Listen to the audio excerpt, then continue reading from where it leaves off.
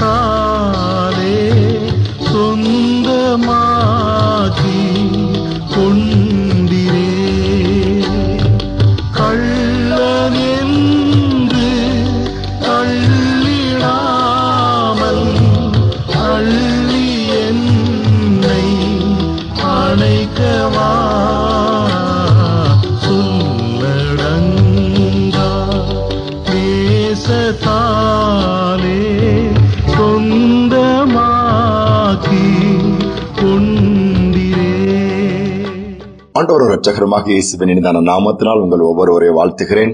இன்றைய தினம் மார்ச் 24 சற்று திரும்பி பார்க்கிறேன். 2020 இந்த ஆடியோ செய்தி ஆரம்பித்த நாள். அற்பமான ஆரம்பத்தை யார் அசட்டை பண்ணக்கூடும்? ஆரம்பம் அற்பமாக இருந்தது. சாதாரணமாய் சரி தெரிந்தவர்களுக்கு அந்த கொரோனா நேரத்துல லாக்டவுன்ல இந்த செய்திகளை ரெக்கார்ட் பண்ணி அனுப்பலாம் என்று சொன்னது அது பெரிதாக மாறி அழகாக என்று அநேக தேசங்களுக்கு கடந்து போகிறது. எனக்கே தெரியாது எங்கெல்லாம் போகிறது என்று.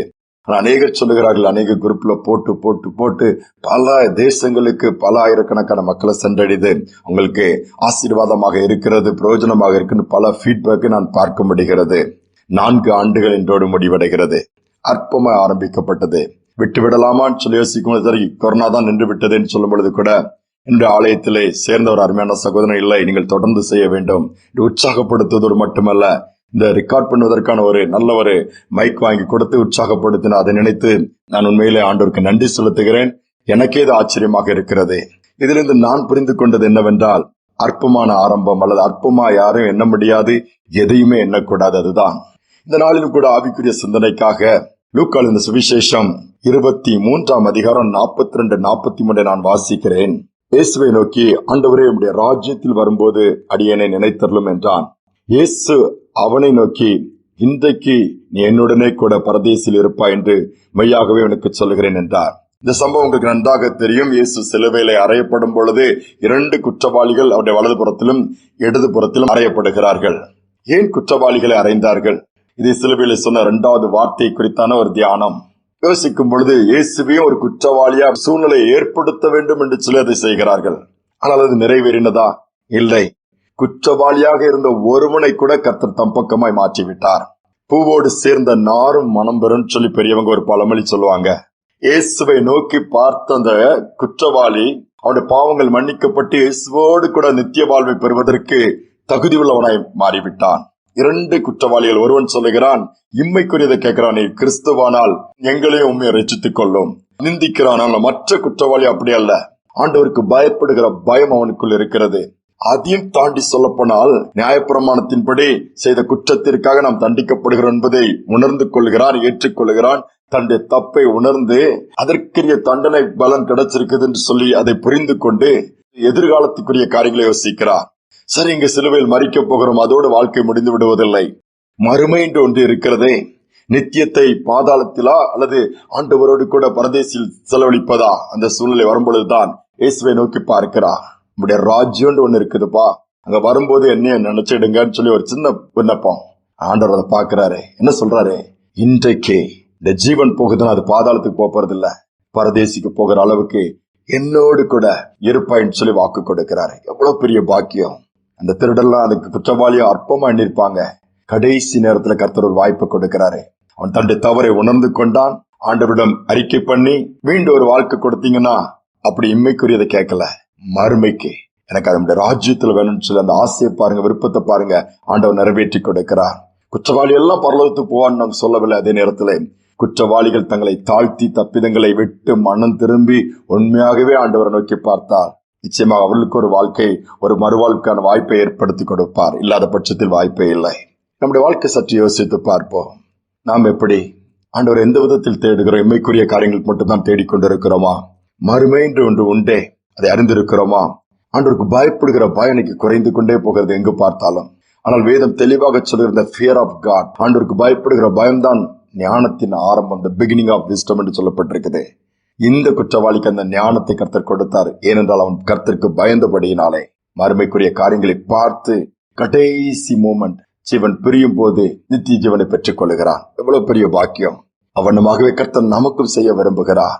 ஒரு வல்லமையாய் பயன்படுத்தப்பட்ட ஊழியருடைய வாழ்க்கையில் நடந்த சம்பவத்தை படித்தேன். அது வெளி தேசத்துல ஒருமுறை அவர் போய்கொண்டிருக்கும் போது ஒரு திருடன் வந்து அவர் கையில் இருக்கிற பணத்தை பிடுங்கிக் கொண்டு ஓடுகிறான். இப்ப நேரம் அவர் கைத்தட்டி கூப்பிட்டு வா வா வா, இன்னொரு பொருள் இருக்கு உனக்கு கொடுக்கறதுக்கு, அதை என்னிடத்துல இருந்து எடுத்துட்டு போயிரு, உனக்கு பிரயோஜனமா இருக்குன்னு சொல்றாரு. ஓடிட்டு இருக்கிற அந்த திருடன் நின்று, என்னடா நம்ம எல்லாம் பொருளை தூக்கிட்டு ஓடினா பரட்டுவாங்க அல்லது கத்துவாங்க, திருடன் திருடன்ட்டு, இந்த மனுஷன் தம்பிங்க வா வான்ட்டு திருப்பி கூப்பிடுறாருன்னு சொல்லி நின்று பாக்குறாங்க. வா, உனக்கு இன்னொன்று நான் தர வேண்டியது இருக்கு, அதை எடுத்துட்டு போயிருப்பா அப்படிங்கிறாரு. கிட்ட வாரான், வந்தவற்றை கொடுக்க உண்மையில ஒண்ணுமே இல்ல.